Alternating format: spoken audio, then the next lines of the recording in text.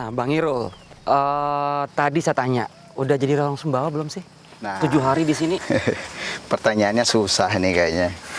Alhamdulillah saya sudah sangat menikmati masakan-masakan Sumbawa ya. Ada apa? Itu dia, Ikan sepat ya. Singang. Suka yang mana itu kira-kira tuh? Sepat atau Dua-duanya singang? saya suka itu. Ada Oh, yang gitu. pedas dan juga ada yang sifatnya seger gitu ya. Gitu ya. Saya suka. Bagus. Kebetulan lidah saya ini lidah orang Sunda. Oke. Dan lidahnya ini pas dengan masakan Sumbawa. Jadi saya hampir tiap hari bahkan kita menerima tamu ya, saya selalu makan di restoran itu selalu sepat dan singang gitu. Oke. Nah, Terus ngomong-ngomong nih, kita lagi Ya. di mana nih kira-kira nih? Pak Rektor, Bang Irul nih kita lagi di mana nih? Posisi kita lagi di mana nih? Ini Mas Dedi, ini adalah salah satu bagian spot dari Universitas Teknologi Sumbawa.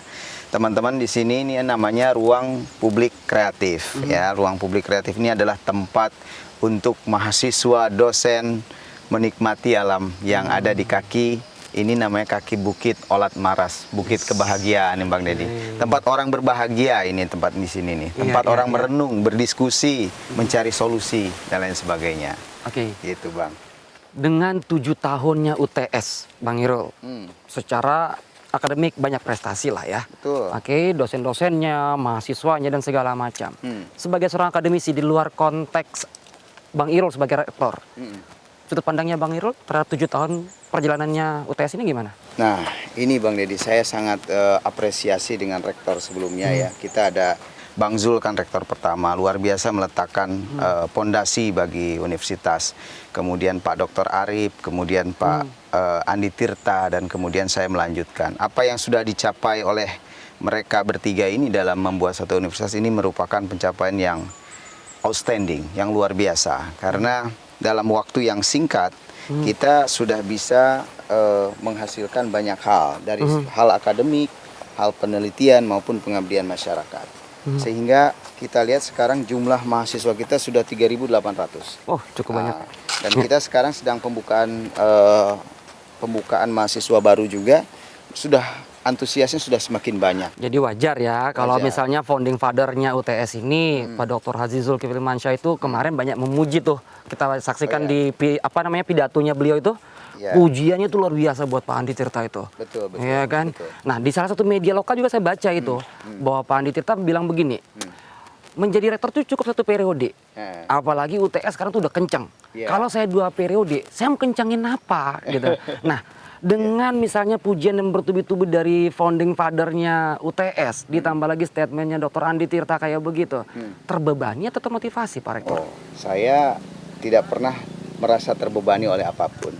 Jadi saya datang ke sini ini kan tujuan saya adalah untuk pengabdian.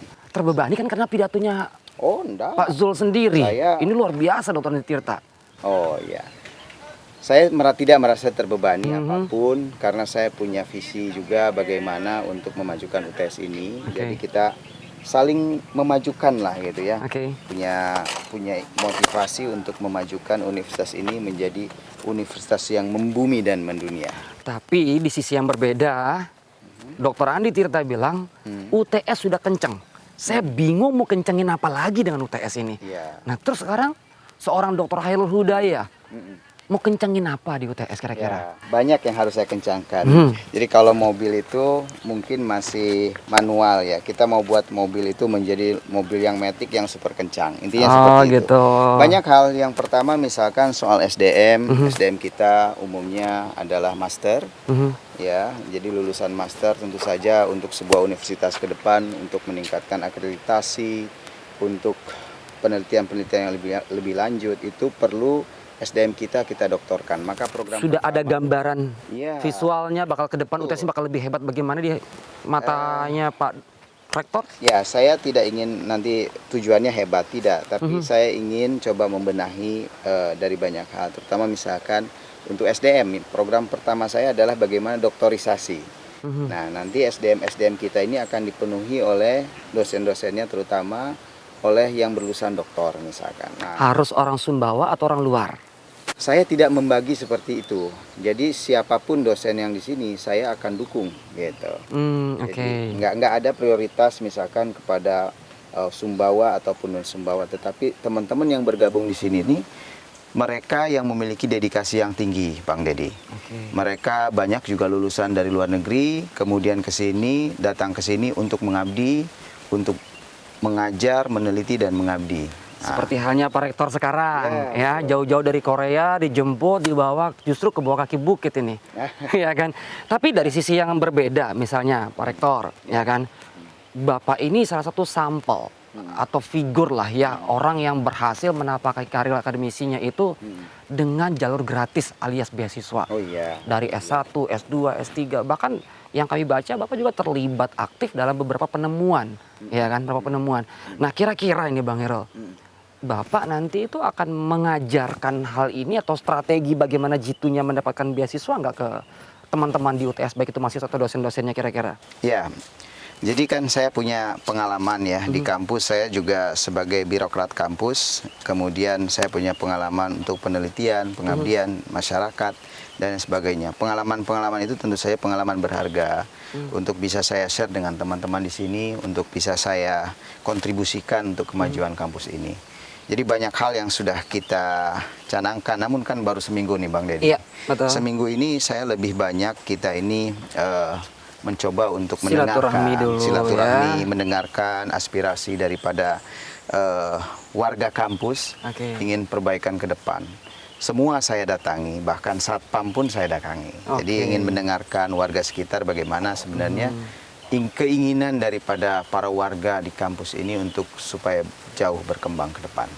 Akan dilinearkan kira-kira dengan programnya Founding Father UTS yang sekarang jadi Gubernur NTB dengan mengirim 1.000 mahasiswanya dapat beasiswa ke luar negeri? Nah, ini salah satu peluang luar biasa dari Bang Zul mau mengirimkan ribuan ya, 1.000. 1.000 targetnya. Nah, itu mengirim luar biasa. beasiswa ke luar negeri 1.000 mahasiswa. Ya, tentu saja ini peluang besar dan kami sebagai salah satu institusi pendidikan akan menyambutnya dengan bisa jadi untuk dosen-dosen kami atau alumni-alumni daripada UTS ini. Nah, ini menjadi salah satu program yang ingin kami golkan ke depannya gitu. Berarti UTS ngekor founding father-nya, nggak mencoba misalnya gitu mencari lini beasiswa yang berbeda dari linknya Pak Gubernur yang sekarang? Well, sebenarnya banyak ya beasiswa itu. Jadi segala sesuatu yang terkait dengan beasiswa akan kita coba grab. Oh, oke. Dari LPDP, dari beasiswa di negara tertentu, kan banyak juga beasiswa ini diberikan. Oke, nggak mesti dengan Pak Gop ya, nggak mesti dengan Pak Gubernur NTB ya? Enggak. Tapi kalau memang ada satu peluang, kami akan selalu manfaatkan. Oke. Ya, seperti itu. Ya. And then, Pak Rektor, Bapak ini tuh famousnya tuh karena energi yang terbarukan dapat beasiswa dari pemerintah Korea. Itu akan diaplikasikan di Sumbawa? Ya, tentu saja, Kang Dedi, Mas Dedi. Kemarin itu kan kita juga membantu ya masyarakat Sumbawa waktu Pak Dr. Andi Tirta melakukan pengabdian masyarakat. Itu berasal juga dananya dari Universitas Indonesia untuk pengabdian masyarakatnya, dari UI Peduli. Dan tentu saja saya akan melihat ke depan energi terbarukan ini kan energi yang ramah lingkungan. Yes. Energi yang bersumber dari alam, gitu ya, seperti halnya matahari, angin dan lain sebagainya. Sumbawa ini punya potensi yang sangat besar sekali untuk bisa kita manfaatkan energinya, ya, potensi energinya, dan kemudian untuk mengenerate listrik ataupun untuk mengenerate energi-energi lainnya, bisa energi panas dan lain sebagainya. Ini perlu kita kembangkan di kampus. Oke, inkubatornya adalah UTS nanti gitu. Betul. Oke. Dan Bapak ini kan dapat beasiswa dari Korea Selatan karena itu. Ya kan? Saya mendapatkan beasiswa dari Korea Institute of Science and Technology untuk mempelajari masalah material baterai lithium sebenarnya. Jadi tidak terkait dengan renewable energy secara langsung, namun seperti kita ketahui Bang Dedi, baterai ini merupakan salah satu unsur penting dalam energi terbarukan maupun juga motor listrik, mobil listrik, sepeda listrik terkait dengan itu pasti sentral dengan ini. Kita pegang gadget, ini semuanya core-nya adalah juga baterai lithium. Tanpa baterai itu maka tidak bisa kita punya kamera dan lain sebagainya. Semuanya menggunakan baterai yang ringan, yang memiliki energi density yang tinggi, yaitu baterai lithium itu. Nah, saya studi tentang itu Kang Dedi. Oke. ada motivasi yang Bapak bangun dalam diri Bapak yang kami baca. Sehebat-hebatnya seseorang adalah orang bermanfaat buat orang lain. Iya, ya kan? betul. Oke. Ada misi kira-kira akan menciptakan seorang Khairul Hudayah kedua, ketiga yang lahir dari UTS ini ke depan? Baik itu beasiswanya menjadi seorang peneliti, penemu, atau orang yang bakal dipakai oleh Indonesia ini, bahkan sebagai seorang dosen berprestasi, bahkan seperti waktu di UI, ya, akan diciptakan nggak dari UTS kira-kira oleh Iya, Pak tentu Rektor? saja. Jadi tentu saja motivasi saya ke sini adalah untuk mengabdi, Bang Nedi. Mengabdi itu menularkan semua potensi-potensi yang ada di dalam diri ini untuk menyemangati teman-teman. Jadi Bang Didi, Bang Zul ini memberikan rumah dinas buat rektor. Mobil dinas juga demikian. Tapi saya memutuskan untuk tinggal di asrama. Karena saya ingin mencoba untuk membersamai para pemuda-pemuda dari seluruh penjuru Indonesia, mereka datang. Dan saya harus hadir di tengah mereka untuk menyemangati mereka. Menularkan ilmu-ilmu semangat yang saya miliki ini kepada mereka. Sehingga tadi Bang Didi bilang menciptakan Khairul Hudayah yang lain gitu ya. Itu yang menjadi motivasi dan niat saya itu, Bang. Next target itu ya? Iya, Next plan begitu, ya? iya. Oke. Terus kira-kira Bapak punya motivasi tertentu nggak nanti untuk ke anak-anak muda Sumbawa atau NTB ini ke depannya? Ya katakanlah masalah beasiswa tadi itu, bagaimana cara mengejarnya, atau bagaimana memotivasi mereka tentang dunia pendidikan. Kira-kira ada nggak nanti? Ya, saya punya satu motivasi khusus itu untuk teman-teman di Sumbawa. Karena kan pada prinsipnya gini, ini selalu disampaikan oleh Bang Zul ya, bahwa indeks pembangunan manusia di NTB ini masih relatif rendah gitu. Dikarenakan banyak bright student, orang-orang hebat di sini itu berkuliah di sekitaran Jawa lah gitu ya, di Jakarta, di Bandung dan lain sebagainya. Sehingga apa yang dilakukan oleh Bang Zul ini adalah menciptakan satu universitas di lokal, di Sumbawa itu sendiri. Dulu awalnya mahasiswa UTS itu banyak didominasi oleh mahasiswa-mahasiswa dari luar daerah yang kuliah di sini. Sekitar mungkin kalau dipresentasikan 60 berbanding 40. 60 itu dari luar, 40 ini dari sini. Namun sekarang ini, Bang Didi, itu kondisinya sudah terbalik. Jadi 60% ini sudah mahasiswa dari Sumbawa dan sekitarnya, dari NTB. Apakah di sini Bang Irul mau mengatakan kepada masyarakat bahwasanya UTS itu tidak kalah dari universitas yang ada di Jakarta atau bahkan di luar negeri sana untuk jadi kompetitif? Nah itu, Bang Didi, saya sangat bangga sekali bahwa sekarang ini mahasiswa UTS ini berasal dari seluruh wilayah Indonesia, dari Sabang sampai Merauke itu semua ada. Dan tentu ini kami bisa bangga menyebutkan bahwa UTS ini sama dengan miniatur Indonesia, karena mereka dari berbagai wilayah di Indonesia datang ke Bukit Olat Maras ini untuk belajar. Nah, ke depan adalah bagaimana saya mengembangkannya. Itu dia motivasi saya, Bang Didi. Oke. Berarti jika motivasi kayak begitu ke depan, insya Allah Sumbawa atau NTB ini akan bergelimpahan orang-orang hebat, baik itu dengan program beasiswa ke luar negeri ataupun yang dihasilkan oleh UTS ini. Itu harapan kita. Ya. Harapan ya, menjadi harapan. Kira-kira akan ada aplikasi tersendiri nantinya atau mereka akan kita tempatkan di mana? Iya, jadi kiat-kiatnya dari Pak Rektor kira-kira. Karena ya kita ngelihat sekarang nih Pak Rektor, sorry. Kita ngelihat sekarang banyak sarjana tapi minim lapangan pekerjaan. Iya, Bang Didi begini. Ya. Jadi bisnis kita ini adalah, universitas ini adalah pendidikan. Bisnis utamanya, core bisnisnya itu. Bagaimana menciptakan sumber manusia, sumber daya manusia yang berkualitas. Maka untuk berkualitas ini kita selalu mempersiapkan bagaimana lulusan kita ini memiliki kompetensi yang dibutuhkan di dalam dunia kerja. Berbicara kompetensi ini ada 3 hal, Bang. Yang pertama adalah skillnya mahasiswa kita, knowledge, pengetahuan, dan yang ketiga adalah attitude, pembangunan karakter dari manusia ini, dari mahasiswa lulusan kita. Nah, 3 halnya ini kita sudah persiapkan dengan berbagai cara. Misalkan, Bang Didi, sebelum dia lulus, mahasiswa kita harus dibekali dengan kemampuan bahasa Inggris yang baik, TOEFL-nya, TOEIC, IELTS, dan sebagainya.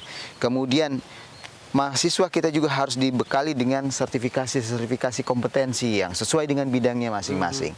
Kemudian juga kita juga sangat concern dengan akhlak dan juga karakter dari mahasiswa kita, sehingga mahasiswa kita, lulusan kita akan memiliki kompetensi yang dibutuhkan oleh masyarakat. Nah, inilah yang sedang kita siapkan dari masing-masing lini di Universitas Teknologi Sumbawa ini untuk agar mahasiswa kita menjadi lebih kompeten. Mahasiswa menjadi lebih kompeten. Saya pegang yang itunya ya, Bang Irul ya. Tapi kan itu strategi seorang dosen. Nah, saya rasa juga Bapak sebagai seorang rektor, sebelumnya kan pasti mahasiswa juga, Ya. ya kan? Coba ceritakan dulu deh ke kita, ini gimana sih kiat-kiat sehingga Bapak bisa menjadi salah satu siswa berprestasi, dosen berprestasi, ya dari sisi akademiknya. Ya, Mungkin jadi motivasi lah ya untuk nanti mahasiswa-mahasiswa UTS-nya. ya. Saya pikir untuk menjadi mahasiswa berprestasi, dosen berprestasi dan lain sebagainya itu jangan menjadi suatu tujuan.